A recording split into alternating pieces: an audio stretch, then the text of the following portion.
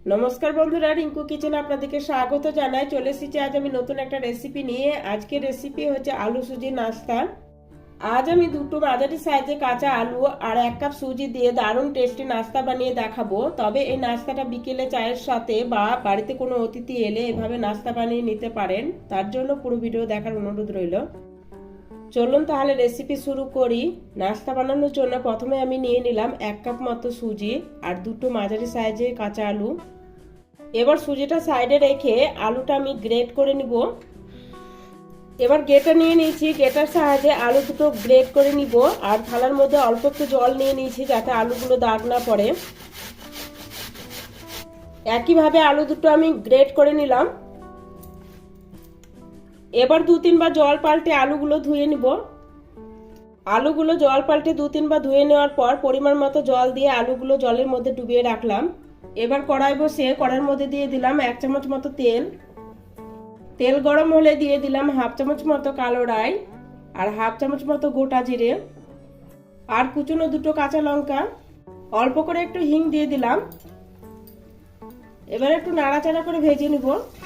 নাড়াচাড়া করে একটু ভেজে নিয়েছি। এবার দিয়ে দিব 3 চামচ মতো সাদা তিল। নাস্তাটা যাতে দেখতে সুন্দর লাগে তার জন্য দিয়ে দিচ্ছি 1/2 চামচ মতো শুকনো লঙ্কা কুচনো। আবারও একটু নেড়ে চেড়ে ভেজে নিব। ঝালটা আপনারা আপনাদের স্বাদ মতো ব্যবহার করবেন। সমস্ত কিছু একটু ভেজে নিয়েছি। এবার যে কাপ মেপে আমি 1 কাপ সুজি ব্যবহার করছি ওই কাপ মেপে আমি 2 কাপ জল দিয়ে দিলাম। এবার স্বাদ অনুসারে লবণ দিয়ে ভালো করে মিশিয়ে নিব। ভালো করে মিশিয়ে নিয়েছি। এবার হাই ফ্লেমে একবার ফুটিয়ে নিব। হাই ফ্লেমে একবার ফুটিয়ে নেওয়ার পর গ্যাসের ফ্লেমটা মিডিয়ামে করে দিলাম। এবার দিয়ে দিব আগে থেকে গ্রেট করে রাখা আলু। আলুটার আমি জল ঝরিয়ে নিয়েছিলাম। এবার ভালো করে মিশিয়ে নিব। আলুটা দিয়ে বেশিক্ষণ রান্না করা যাবে না। যখন এইভাবে ফুটতে শুরু করে দিবে তখন গ্যাসের ফ্লেমটা লোতে করে অল্প অল্প করে সুজি দিবেন আর মেশাতে থাকবেন। তবে 1 কাপ সুজির জন্য 2 কাপ জলই ব্যবহার করতে হবে। এভাবে সুজিটা অনবরত নাড়াচাড়া করে শুকনো ডোয়ে পরিণত করে নিতে হবে।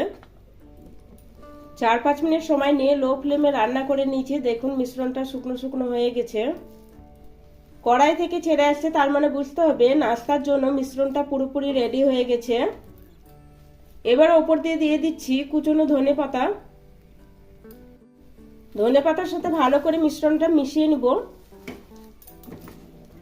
ভালো করে মিশিয়ে নিয়েছি। এবার গ্যাস বন্ধ করে ঢেকে 2 মিনিটের জন্য এভাবে রেখে দিব। 2 মিনিট পর মিশ্রণটা থালার মধ্যে নিয়ে নিলাম। একটু হাতে তেল নিয়ে নিলাম। এবার মিশ্রণটা হালকা হাতে একটু মেখে নিব। মিশ্রণটা একটু মেখে নিলাম। এবার অল্প একটু মিশ্রণ নিয়ে এভাবে গোল বলের মতো করে বানিয়ে নিব। 2 হাতের মাঝখানে রেখে হালকা চ্যাপটা করে দিব। এই দেখুন একটা আমি নাস্তা বানিয়ে নিয়েছি। একই রকম ভাবে সমস্ত নাস্তা বানিয়ে তারপর আমি আপনাদের দেখাবো। একইভাবে সমস্ত নাস্তাগুলো বানিয়ে আমি একটা থালার মধ্যে নিয়ে নিলাম।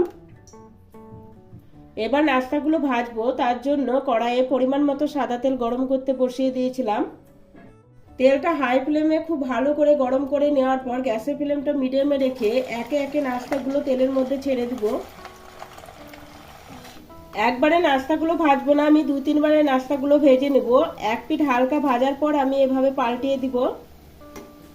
উল্টে পাল্টে নাস্তাগুলো সুন্দর কালার আসা অবধি ভেজে নিব।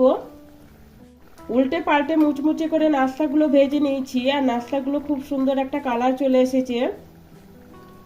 এবার তেল ঝরিয়ে নাস্তাগুলো তুলে নিব আর একটা প্লেটের মধ্যে রেখে দিব। একইভাবে সমস্ত নাস্তাগুলো ভেজে নিব। একইভাবে সমস্ত নাস্তাগুলো ভেজে নিলাম। এবার আমি একটা নাস্তা আপনাদের দেখাচ্ছি। দেখুন কতটা মুচমুচে হয়েছে। এবার আমি ভেঙে দেখাচ্ছি। দেখুন ভেতরটা কতটা নরম হয়েছে। আর এই নাস্তাটা খেতে দারুণ হয়েছিল। রেসিপিটা ভালো লাগলে লাইক শেয়ার সাবস্ক্রাইব করে পাশে থাকার অনুরোধ রইল।